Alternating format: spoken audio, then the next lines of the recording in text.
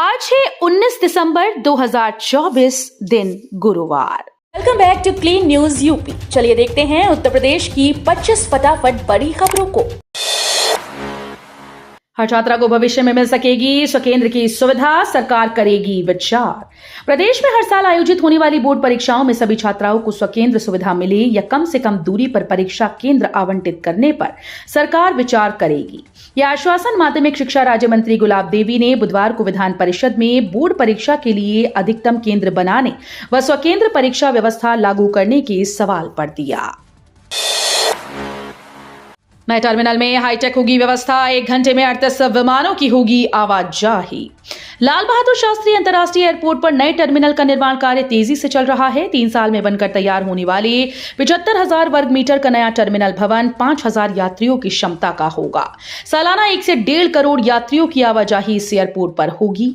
3 मंजिला नए टर्मिनल बनने के बाद हर 1 घंटे में 38 विमानों की आवाजाही होगी।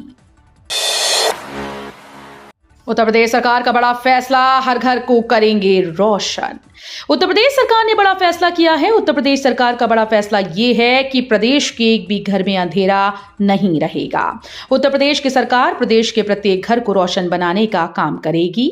इस बड़ी योजना को हर घर बिजली योजना नाम दिया गया है। उत्तर प्रदेश सरकार ने प्रदेश की बिजली व्यवस्था को दुरुस्त करने और हर घर को रोशन बनाने के लिए अनुपूरक बजट में 8,588 करोड़ रुपए उत्तर प्रदेश पावर कॉरपोरेशन को देने का फैसला किया। गोरखपुर से प्रयागराज तक चलाई जाएंगी 3,000 बसें, श्रद्धालुओं को मिलेगी उच्च स्तरीय सुविधा। महाकुंभ को लेकर परिवहन निगम की 3,000 बसेस गोरखपुर से प्रयागराज के लिए चलेंगी। सभी बसेस का राप्ती नगर डिपो में डेंटिंग पेंटिंग का काम चल रहा है, जो 31 दिसंबर तक पूरा हो जाएगा। प्रधानमंत्री नरेंद्र मोदी और मुख्यमंत्री योगी आदित्यनाथ के मुस्कुराते चेहरे के साथ भगवामय बस और लग्जरियस बस जैसी सुविधा के साथ श्रद्धालु महाकुंभ तक सफर करेंगे। महाकुंभ में होगी योगी कैबिनेट की विशेष बैठक, गंगा स्नान करेंगे मंत्री। महाकुंभ 2025 में मुख्यमंत्री योगी आदित्यनाथ की पूरी कैबिनेट प्रयागराज आएगी। कैबिनेट की बैठक भी होगी और सीएम सहित सभी प्रमुख मंत्री गंगा स्नान भी कर सकते हैं। महाकुंभ की तैयारियों को लेकर मुख्य सचिव मनोज कुमार सिंह की अध्यक्षता में हुई शीर्ष समिति की ऑनलाइन बैठक में इस प्रस्ताव पर मोहर लगी है। यूपी के एडेड कॉलेजेस के शिक्षकों का 3 साल में एक बार होगा तबादला। योगी कैबिनेट ने उत्तर प्रदेश सहायता प्राप्त महाविद्यालय अध्यापक स्थानांतरण नियमावली 2024 को प्रख्यापित करने की सहमति दे दी है। इसके तहत अब सहायता प्राप्त महाविद्यालयों के शिक्षकों का 3 साल पर एक बार तबादला हो सकेगा। पूर्व में एडेड कॉलेजेस के शिक्षकों के तबादलों में काफी समस्याएं आती थीं। 10 साल सेवा के बाद ही तबादले का प्रावधान था। नोएडा में 200 इमारतों पर चलेगा बुलडोजर।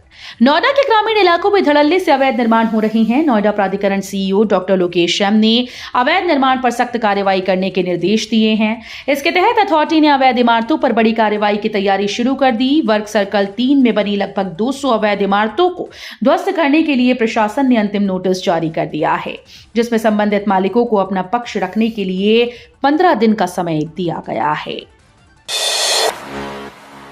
कानपुर सेंट्रल तक मेट्रो ने लगाई दौड़, इतने किराए में कराएगी शहर का सफर।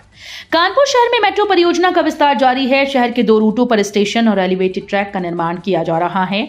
अब शहरवासी आईआईटी से मोती झील के आगे मेट्रो का सफर कर पाएंगे।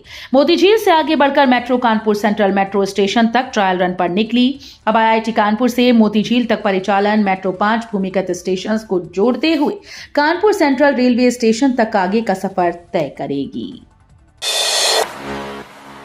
महाकुंभ में बनेगा महा किचन, मुफ्त खाना खिलाएगी योगी सरकार। यूपी की योगी सरकार प्रयागराज संगम तट पर आने वाले श्रद्धालुओं के लिए सामुदायिक किचन की शुरुआत करने जा रही है। इसकी जिम्मेदारी नगर विकास विभाग को सौंप दी गई। इसकी शुरुआत महाकुंभ से ही करने की तैयारी है, जिससे आने वाले श्रद्धालुओं को इसका फायदा मिल सके। इसके माध्यम से रोजाना 5,000 श्रद्धालुओं को मुफ्त भोजन देना है। वाराणसी में मंदिर की सूचना के बाद बढ़ा तनाव, स्थानीय लोगों ने बंद कराई दुकानें, भारी पुलिस बल तैनात। मुस्लिम बहुल मदनपुरा इलाके में बंद मंदिर की जानकारी सामने आने के बाद बड़ी संख्या में लोग वहां पहुंच गए।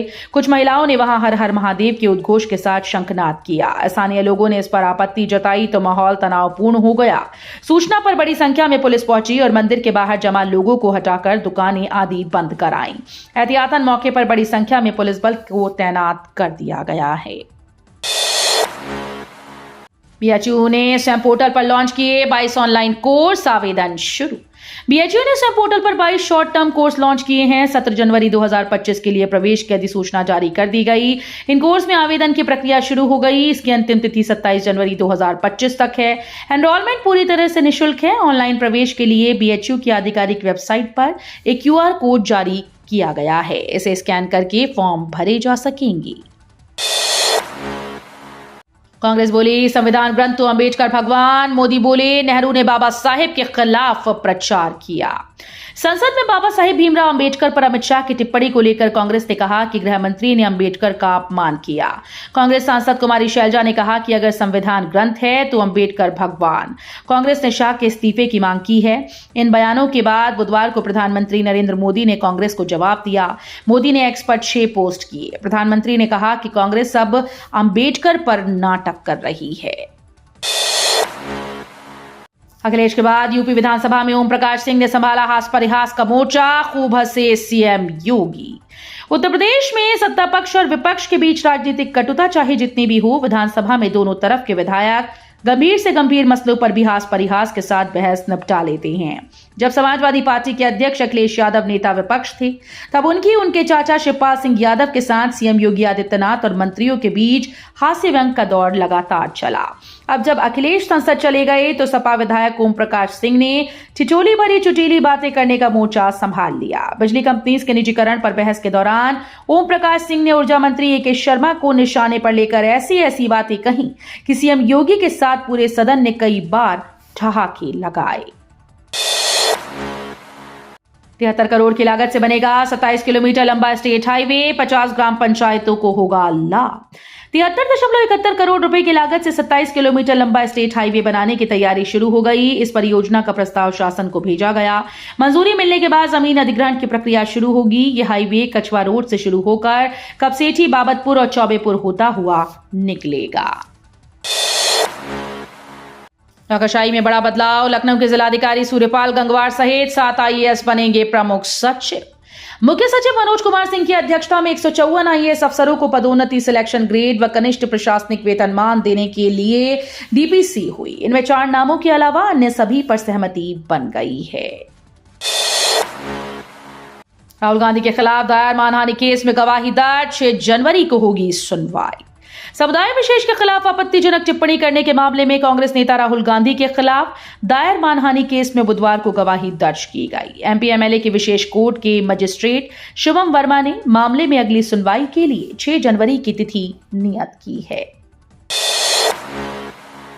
इजराइल के लिए श्रमिक, प्रदेश से 1389 श्रमिकों का चयन, 21 उन्नाव के मिलेंगे 1,33,000 भारतीय करेंसी। उत्तर प्रदेश के उन्नाव में निर्माण श्रमिकों की चयन प्रक्रिया पूरी हो गई है। अब श्रमिकों से आवश्यक दस्तावेज की मांग की गई। इस संबंध में एसपी और सीएमओ को जानकारी दी गई। जिला सेवा योजना अधिकारी प्रीति चंद्रा ने ये जानकारी दी। उन्होंने कहा कि चयनित अभ्यर्थियों का पुलिस वेरिफिकेशन और मेडिकल सर्टिफिकेट मांगा गया है। दिसंबर में इस दिन बंद रहेंगे सारे स्कूल, कॉलेज, बैंक और सरकारी कार्यालय। यूपी में नवंबर महीने के बाद दिसंबर में केवल एक दिन 25 दिसंबर दिन बुधवार को छुट्टी रहेगी। इस दिन जिले के सभी स्कूल, कॉलेज, सरकारी कार्यालय बंद रहेंगे। बैंकों में भी 25 दिसंबर को सार्वजनिक अवकाश रहेगा। इसके अलावा स्कूल में शीतकालीन अवकाश भी मिलता है, जिसका इंतजार हर एक छात्र को रहता है। फिलहाल यूपी में सर्दी की छुट्टी का आधिकारिक ऐलान नहीं किया गया, लेकिन संभावना जताई जा रही है कि 25 दिसंबर से यहां भी छुट्टियां शुरू हो जाएंगी। गोल्डन कार्ड करेगा किसानों की मौज, ये मिलेंगे फायदे, नहीं बनवाने का बड़ा नुकसान। किसानों के लिए गुड न्यूज है। कृषि विभाग कैंप लगाकर किसानों के गोल्डन कार्ड बनाने के लिए फार्मर रजिस्ट्री कर रहा है। इसके बाद विभाग किसानों को गोल्डन कार्ड देगा। इससे किसानों को कई सुविधाएं मिलेंगी। कृषि विभाग ने 1 दिसंबर से कैंप लगाना शुरू कर दिया है। अभी तक 3,877 किसानों की फार्मर रजिस्ट्री हो चुकी है। अखिलेश यादव बोले, खुदाई के नाम पर भाईचारे को खत्म कर रही भाजपा सरकार। उत्तर प्रदेश में मस्जिदों में खुदाई के सवाल पर समाजवादी पार्टी के राष्ट्रीय अध्यक्ष और पूर्व मुख्यमंत्री अखिलेश यादव ने कहा कि खोदने से भाईचारा खत्म हो रहा है। भाजपा सरकार जानबूझकर ऐसा कर रही है। अखिलेश यादव हवाई जहाज से लखनऊ से सरसवा एयरपोर्ट पहुंचे, जहां से बाय रोड अंबाला रोड स्थित एक बैंक्वेट हॉल में आयोजन शादी समारोह में शामिल हुए। यूपी विधानसभा का घेराव करने जा रहे कांग्रेसी गिरफ्तार, प्रदेश अध्यक्ष अजय राय हुए बेहोश। यूपी विधानसभा का घेराव करने के लिए लखनऊ कूच की तैयारी में लगे कांग्रेस नेताओं को बुधवार को प्रदेश के अलग अलग जिलों में ही रोक लिया गया और वरिष्ठ नेताओं को नजरबंद कर दिया गया। वहीं लखनऊ में पार्टी कार्यालय पर पहुंचे कांग्रेसियों को पुलिस ने गिरफ्तार कर लिया और इको गार्डन में जाकर छोड़ दिया। वहीं जिन नेताओं ने भी विधान भवन पहुंचने का प्रयास किया, पुलिस ने उन्हें भी गिरफ्तार कर लिया। अमित शाह को बर्खास्त करें पीएम मोदी, कैबिनेट में रहने का कोई अधिकार नहीं। संसद में भीमराव अंबेडकर पर की गई अमित शाह की टिप्पणी को लेकर कांग्रेस अध्यक्ष मल्लिकार्जुन खड़गे ने बुधवार को जमकर निशाना साधा। खड़गे ने पीएम मोदी से मांग की है कि वे गृह मंत्री अमित शाह को बर्खास्त करें, उन्हें कैबिनेट में रहने का कोई अधिकार नहीं। मालूम हो कि शाह ने संसद में अंबेडकर का जिक्र किया था, जिसके बाद विपक्ष आग बबूला हो गया। यूपी में आईएएस के प्रमोशन, 1 जनवरी से डीपीसी की बैठक में लगी मोहर, 115 अफसरों को नई पोस्टिंग। नए साल में उत्तर प्रदेश की ब्यूरोक्रेसी बदली हुई नजर आएगी। 100 से अधिक आईएएस अधिकारियों के प्रमोशन तय हो गए। प्रमोशन होते ही इन सारे अफसरों को नई पोस्टिंग दी जाएगी। इसमें 4 बड़े जिलों के डीएम भी बदले जाएंगे। इसके अलावा ब्यूरोक्रेसी में हर स्तर पर बड़े परिवर्तन जनवरी में दिखाई देंगे। नोएडा वाले हो जाइए सावधान, ग्रेड 4 नियमों के उल्लंघन पर प्राधिकरण सख्त, 207 पर 53.7 लाख का लगा जुर्माना।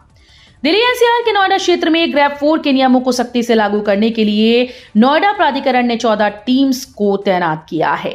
ये टीम शहरी और ग्रामीण क्षेत्रों में नियमों के उल्लंघन करने वालों पर निगरानी रख रही हैं। अभी तक 207 लोगों पर 53.7 लाख रुपए का जुर्माना लग चुका है। अब यूपी में भी खुल सकेंगे ऑक्सफोर्ड और मॉस्को यूनिवर्सिटी के कैंपस। निजी विश्वविद्यालय अधिनियम में बदलाव के बाद अब विदेशी विश्वविद्यालय भी यूपी में आसानी से अपने परिसर खोल सकेंगे, जिसमें इंग्लैंड की ऑक्सफोर्ड यूनिवर्सिटी और रूस की मॉस्को यूनिवर्सिटी के परिसर भी शामिल हो सकते हैं। इन दोनों विश्वविद्यालय के प्रतिनिधियों ने कुछ समय पहले उत्तर प्रदेश सरकार से संपर्क किया। तो ये थी आज की 25 फटाफट बड़ी खबरें। अगर आपको न्यूज पसंद आई हो तो वीडियो को लाइक और शेयर जरूर करें। धन्यवाद।